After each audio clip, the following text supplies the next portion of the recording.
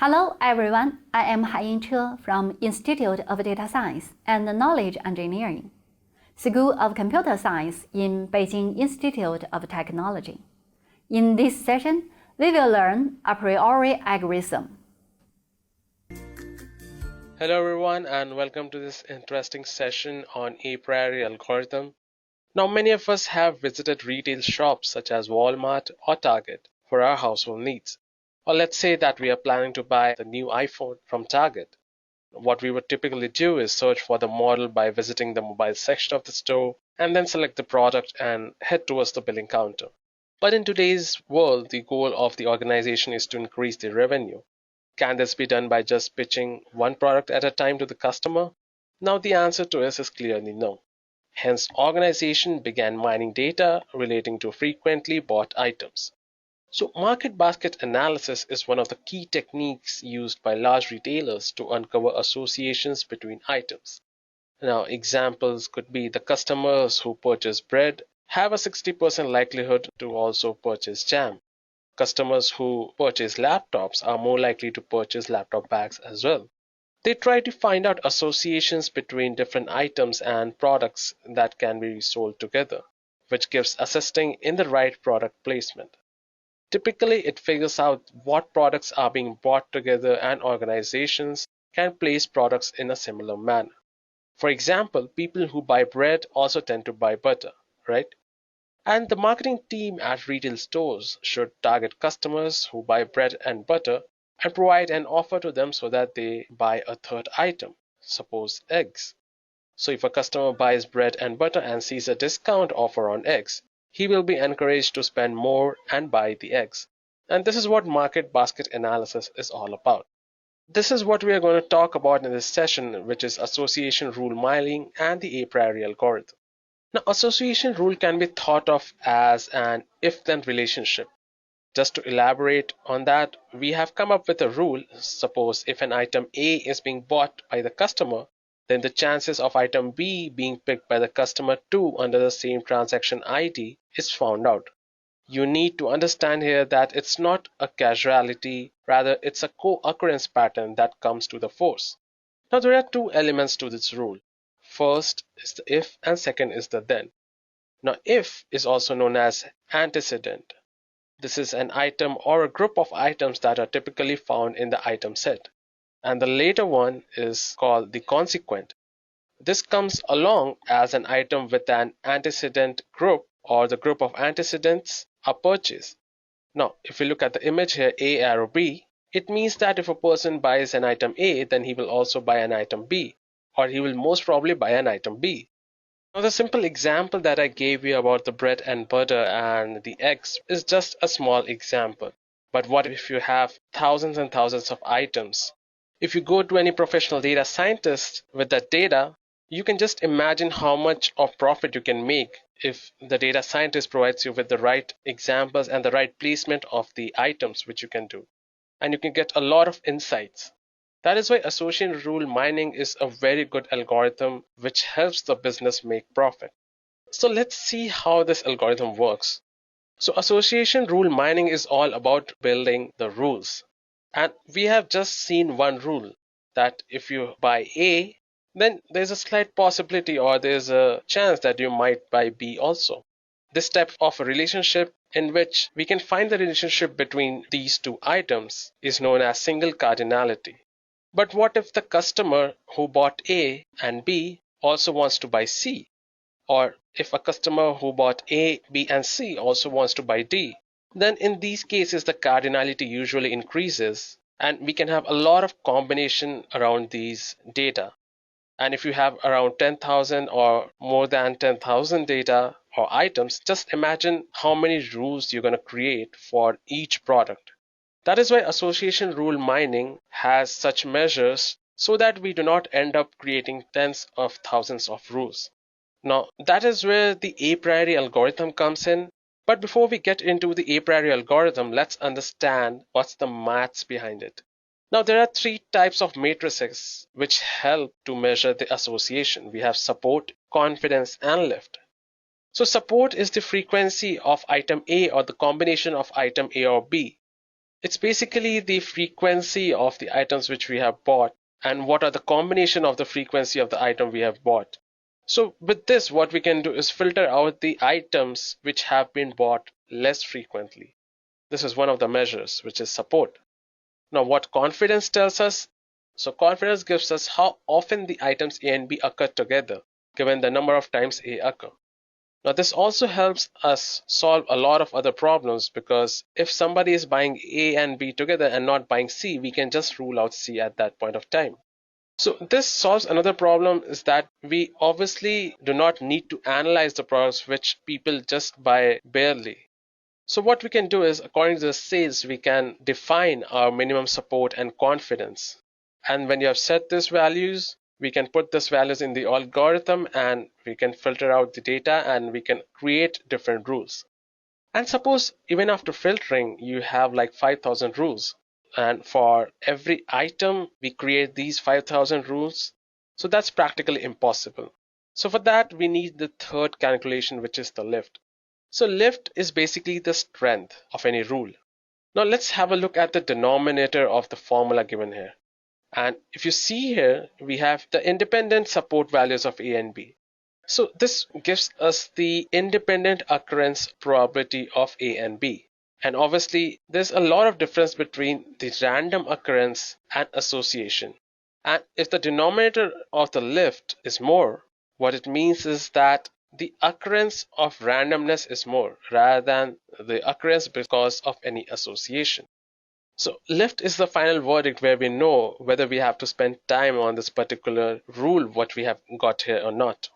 Now let's have a look at a simple example of association rule mining.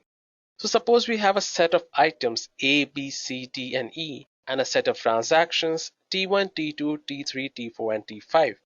And as you can see here, we have the transactions T1 in which we have ABC, T2 ACD, T3 BCD, T4 ADE, and T5 BCE.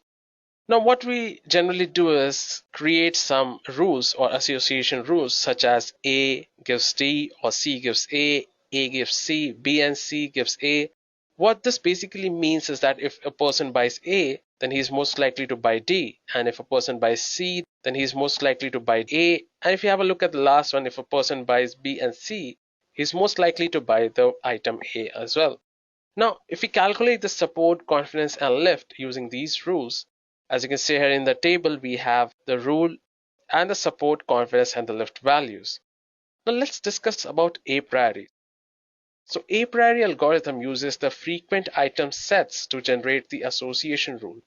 And it is based on the concept that a subset of a frequent item set must also be a frequent item set itself. Now this raises the question, what exactly is a frequent item set? So a frequent item set is an item set whose support value is greater than the threshold value. Now just now we discussed that the marketing team, according to the sales, have a minimum threshold value for the confidence as well as the support. So frequent item set is that item set whose support value is greater than the threshold value already specified. Now example, if A and B is a frequent item set, then A and B should also be frequent item sets individually. Now let's consider the following transaction to make the things a little easier. So suppose we have transactions 1, 2, 3, 4, 5 and these items are there. So T1 has 1, 3 and 4, T2 has 2, 3 and 5, T3 has 1, 2, 3, 5, T4, 2, 5 and T5 1, 3 and 5. Now the first step is to build a list of item sets of size 1 by using this transactional data. And one thing to note here is that the minimum support count which is given here is 2. Let's suppose it's 2. So the first step is to create item sets of size 1 and calculate their support values. So as you can see here, we have the table C1 in which we have the item sets 1, 2, 3, 4, 5 and the support values. If you remember the formula of support, it was frequency divided by the total number of occurrence. So as you can see here, for the item set 1, the support is 3. As you can see here, the item set 1 appears in T1, T3 and T5. So as you can see, its frequency is 1, 2 and 3. Now as you can see here, the item set 4 has a support of 1 as it occurs only once in transaction 1. But the minimum support value is 2, that's why it's going to be eliminated. So we have the final table, which is the table F1, in which we have the item sets 1, 2, 3, and 5, and we have the support values 3, 3, 4, and 4. Now the next step is to create item sets of size 2 and calculate their support values. Now all the combination of the item sets in the F1, which is the final table in which we discarded the 4, are going to be used for this iteration. So we get the table C2. So as you can see here, we have 1, 2, 1, 3, 1, 5, 2, 3, 2, 5, and 3, 5. Now if we calculate this support here again, we can see that the item set 1, 2 has a support of 1, which is again less than the specified threshold. So we're going to discard that. So if we have a look at the table F2, we have 1, 3, 1, 5, 2, 3, 2, 5, and 3, 5. Again, we're going to move forward and create the item set of size 3 and calculate their support values. Now all the combinations are going to be used from the item set F2 for this particular iterations.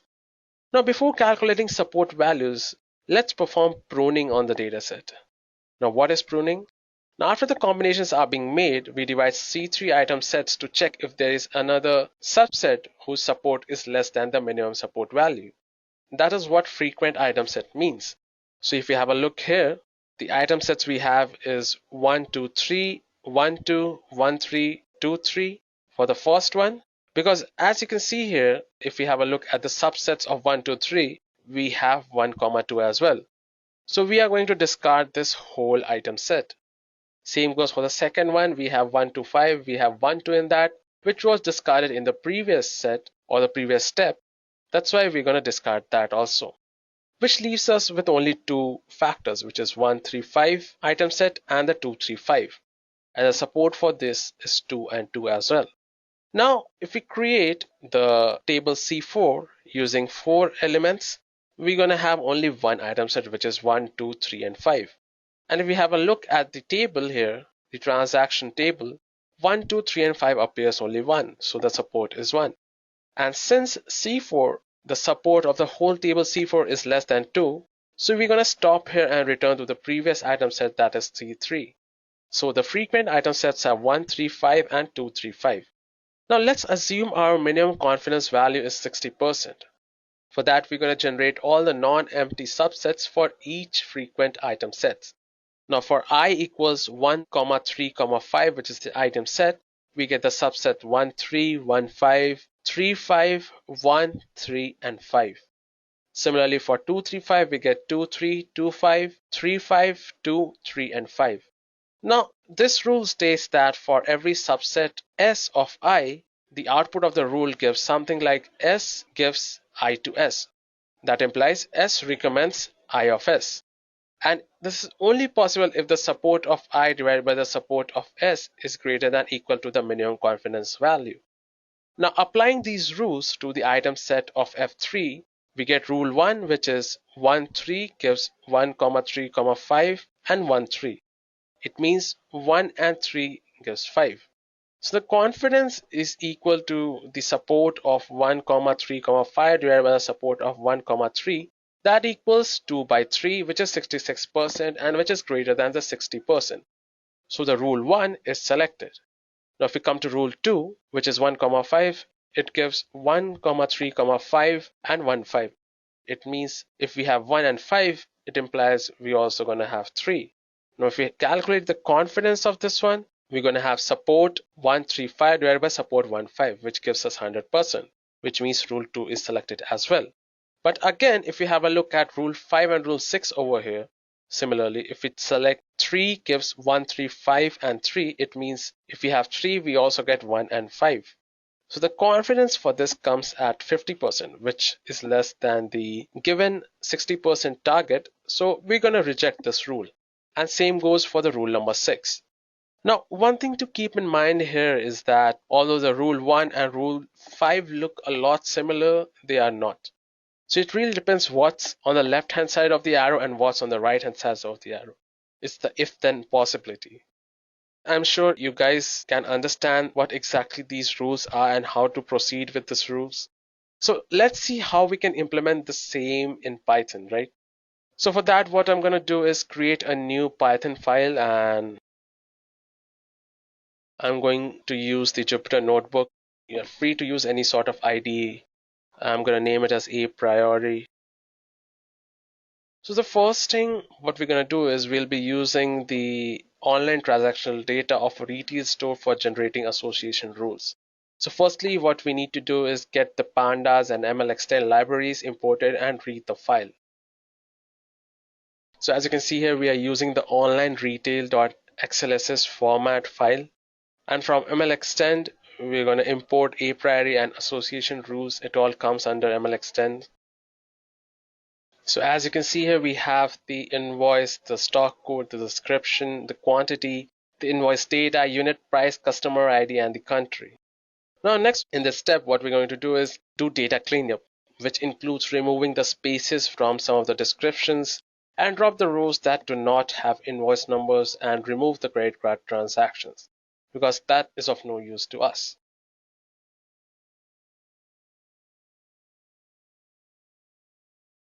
So as you can see here, the output in which we have like 532,000 rows with 8 columns. So after the cleanup, we need to consolidate the items into one transaction per row with each product. For the sake of keeping the dataset small, we are only looking at the sales for France. So as you can see here, we have excluded all the other sales. We are just looking at the sales for France.